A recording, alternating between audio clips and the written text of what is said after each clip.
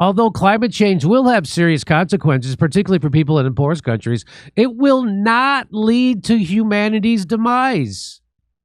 Sounds like Bill Gates has a different plan to make money than off of climate change. You know, like the vaccine. It's more about vaccines. That's what it sounds like to me. Well, remember, he comes out after when you weren't allowed to say it. He'd go, well, we know COVID's kind of like the flu, but a little different and blah, blah. People will be able to live and thrive in most places on Earth for the foreseeable future. Some of the big news today is that Bill Gates has flip-flopped on climate change. What? Here it is. Bill Gates makes major climate change reversal after years of doomerism. People will be able to live and thrive, he says. This is from October 28th. This is real. And I think every time a news outlet mentions Bill Gates, they should have to legally announce he's not a doctor or a scientist first. Like they do with RFK. Yeah, like they do with they should say, it should go something like this: high school dropout with money, Bill Gates, blah, blah, blah, blah, blah. That's how they should start it. Or maybe they should say longtime Epstein guy's pal, Bill Gates. Okay, here we go. Or maybe they should say high school dropout and billionaire orgy guy, Bill Gates. Maybe they should say that. Orgy guy Bill Gates says not to worry. Here's what he says. There's a doomsday view of climate change that goes like this. In a few decades, cataclysmic climate change will decimate civilization. The evidence is all around us. Just look at all those heat waves and storms caused by rising global temperatures. Nothing matters more than limiting the rise of temperature. He goes on to say, fortunately for all of us, this view is wrong. Although climate change will have serious consequences, particularly for people in poorest countries, it will not lead to humanity's demise. Sounds like Bill Gates has a different plan to make money than off of climate change. You know, like the vaccine. It's more about vaccines. That's what it sounds like to me. Well, remember, he comes out after when you weren't allowed to say it. He'd go, well, we know COVID's kind of like the flu, but a little different and blah, blah. People will be able to live and thrive in most places on Earth for the foreseeable future. Huh? I thought we were all going to die soon. I thought Florida's going to be underwater and most of the people live by the ocean, so it's going to displace most of the people in the world. So none of that's true. Well, we now know that they've been lying about sea level rising. It's not rising. We know that they're lying about the hurricanes being worse and fires being worse. None of that's true. So all this stuff, in fact, we know that the more carbon there has been in the atmosphere, it's led to an incredible explosion of more greenery on the earth, actually. There's been more plants, way more plants and greenery in the last 20 years, like enough to fill the whole United States worth of greenery. He goes on to say, people will be able to live and thrive in most places on Earth for the foreseeable future. Emission projections have gone down. What? Yes, and with the right policies and investments, innovation will allow us to drive emissions down much further. So that's what he's saying. So that's what he's saying now. Hey, it's not a big deal. It's all right. It's all right. DC Drano says this is a huge victory. Bill Gates and the climate change alarmists are finally admitting humans will be just fine. Truth tellers were demonized for years for saying the extremists were unwarranted. But even with massive censorship, the data keeps proving the human activity is not causing the planet to combust. The conspiracy theorists remain undefeated. So here's a young lady from the Free Press. Here's what she says. Bill Gates has finally admitted that climate doomerism is a mistake after years of saying stuff like this. The world emits over 51 billion tons of greenhouse gases. And as we keep doing that, the consequences for human life will be catastrophic. Boy, that's what Elon Musk has been saying. That's what John Kerry has been saying. That's what Obama has been saying. That's what Jeff Bezos has been saying. Mark Zuckerberg has been saying. That's what all the billionaires, including Bill Gates, have been saying. There he is saying it. Bill Nye, the science communicator, has been communicating that. Bill Nye, the science communicator, he's not a scientist, has been saying that. And by the way, Bill Nye's wrong about everything to do with COVID. And time is running out. Bill Gates now says this: climate change will not lead to humanity's demise. People will be able to live and thrive in most places on Earth for the foreseeable future. Climate realists like Judith Curry, Steve Koonin, Michael Schellenberger, Alex Epstein, Roger Pike Jr., and Bjorn Lomborg have been saying this exact thing for years. That climate change is not an existential threat, and that the singular obsession with carbon emissions has distracted us from solving real problems. But those scientists and writers were ostracized. They were censored on social media, protested, and in some cases, pushed out of their jobs. They were mocked as climate deniers for saying the same thing Bill Gates is finally admitting today. I'm glad Bill Gates has come around to common sense. Yes, the planet is warming, but it's not the biggest problem we face, and it's something humans are more than capable of adapting to. We've already adapted to 1.3 degrees of warming over the past 150 years, a period that also happens to be the most prosperous and productive time in human history. I welcome this shift to common sense, even though the climate doomerism Gates helped create has fueled a mental health crisis among young people. Half of young people polled by Lancet say they felt sad, anxious, angry, and helpless because of climate change. A 2025 study found that 1 in 5 young people in the U.S. were afraid to have children because of climate fears. I welcome this shift from Gates, even though for decades developing countries in Africa have been forced to jump through absurd hoops to meet the West's net zero goals, when we know that developing with fossil fuels is cheaper, faster, and more reliable than the renewable projects we pressured them to build to make ourselves feel virtuous. Meanwhile, the West still gets 80% of its energy from fossil fuels. Now Gates says this is a chance to refocus on the metric that should count even more than emissions and temperature change, improving lives.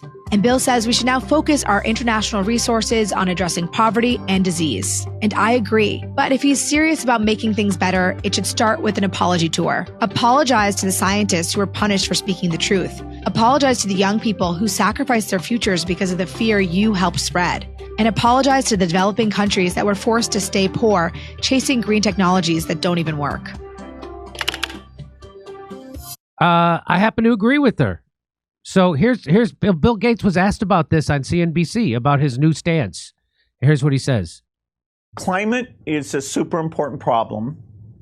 There's enough innovation here to avoid super bad outcomes. We won't achieve our best goal, the 1.5 or even the 2 degrees. And as so he's saying that we're not going to achieve our goal of halting temperature rise from 1.5 degrees or even 2 degrees. We're not going to be able to do that. So that was the Paris Accords. I think it was 1.5. They're not going to be. So it's all that stuff was ridiculous, according to Bill Gates right now, that the climate change summit, that the Paris Agreement, all that stuff, even Copenhagen, it's all wrong.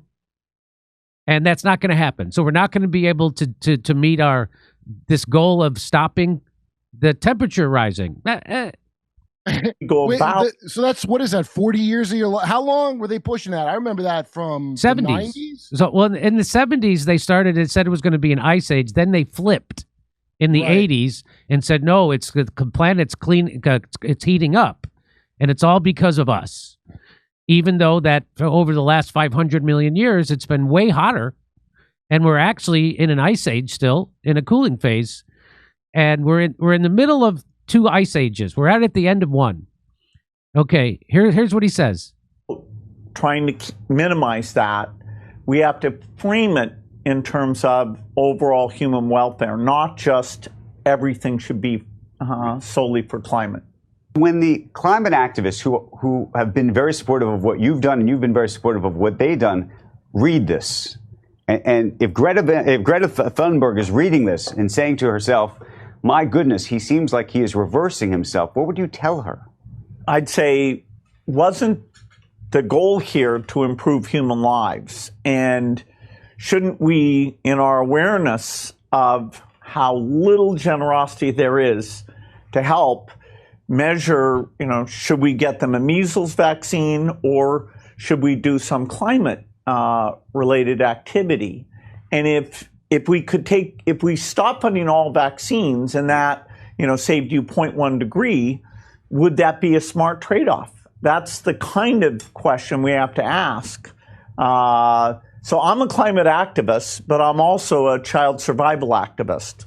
If you think climate is the only problem and it's apocalyptic, or if you think climate's not a problem at all, my memo will make no sense to you. You'll be like, oh no, it should all be climate. Or you'll be like, why are you even still talking about this climate thing? Why do you invest billions of your money into these companies?